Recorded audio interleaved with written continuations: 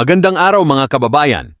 Welcome back sa Pinoy Trendline TV. Kung bago ka pa lamang sa aming channel, huwag kalimutang mag-like, mag-subscribe at pindutin ang notification bell para lagi kayong updated sa mga mahahalagang balita at usaping politika dito sa Pilipinas. Bago natin simulan ang video, narito muna ang isang maikling paalala. Ang video na ito ay para sa layunin ng pagbibigay impormasyon at komentaryo. Ang mga clips na inyong mapapanood ay mula sa pampublikong pahayag at ginagamit sa ilalim ng fair use para sa balita, edukasyon at public awareness. Ayon kay Vice President Sara Duterte, mahalaga na maging alerto ang pamahalaan sa pagmonitor ng epekto ng pagtaas ng presyo ng fuel sa bansa. Aniya dapat bantayan ng mga ahensya ng gobyerno ang magiging epekto nito sa presyo ng pagkain, pamasahe at iba pang pangunahing bilihin na direktang nakakaapekto sa pang-araw-araw na buhay ng mga mamamayan. Dagdag pa ng Vice Presidente, mahalaga rin ang pagtutulungan ng gobyerno at ng mamamayan upang mabawasan ang epekto ng pagtaas ng presyo ng langis. Hinikayat niya ang publiko na maging maingat sa paggamit ng enerhiya at magtipid hanggat maaari habang hinaharap ng bansa ang mga hamon sa ekonomiya. Binigyang diin din niya na kailangang tiyakin ng pamahalaan na may mga hakbang na magpuprotekta sa kapakanan ng mga ordinaryong Pilipino, lalo na ang mga sektor na pinakaapektado ng pagtaas ng presyo ng fuel.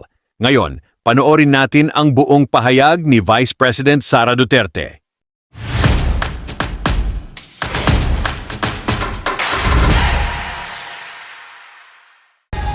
Mga kababayan, Assalamualaikum warahmatullahi wabarakatuh.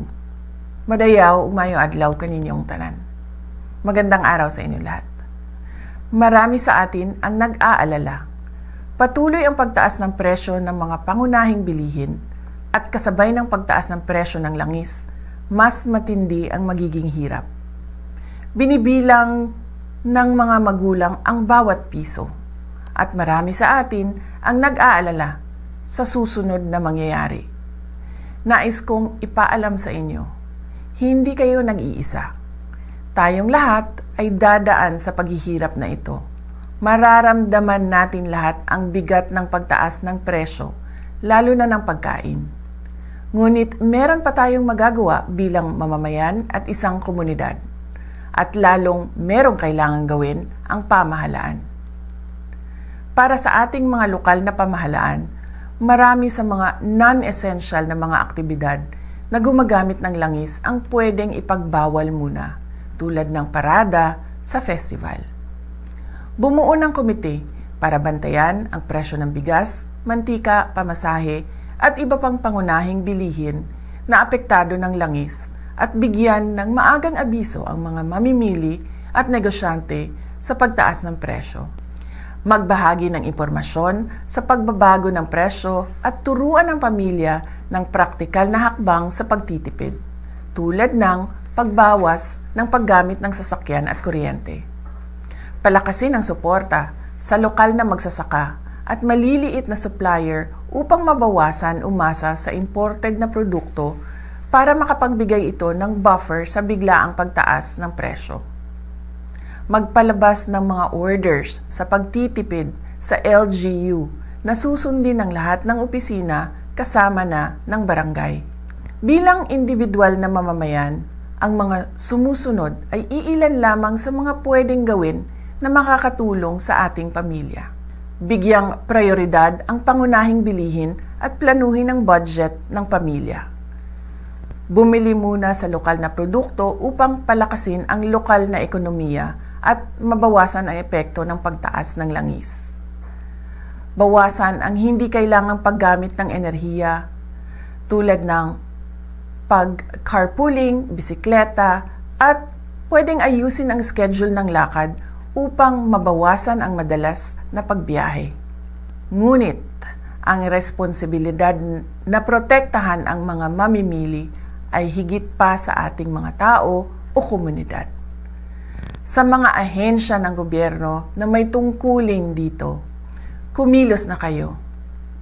Kailangan bantayan ang presyo ng langis at epekto nito sa pangunahing bilihin at transportasyon. Magbigay ng maagang babala at magbigay ng paliwanag para sa mga mamamayan.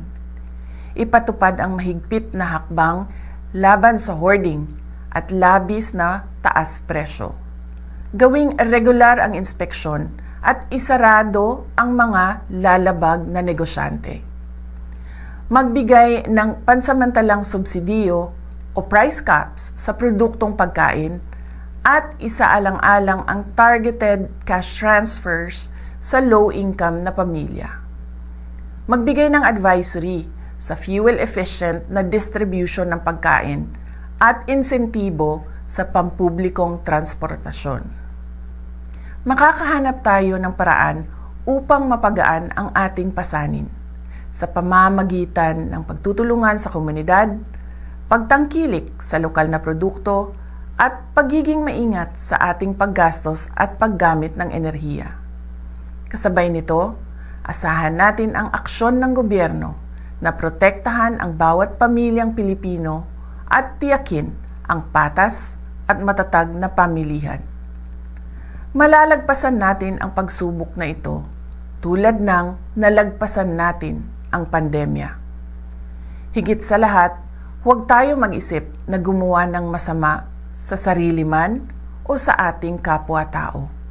Mamuhay tayo ng marangal at may dignidad kahit tayo ay dumadaan sa kahirapan. Syukran.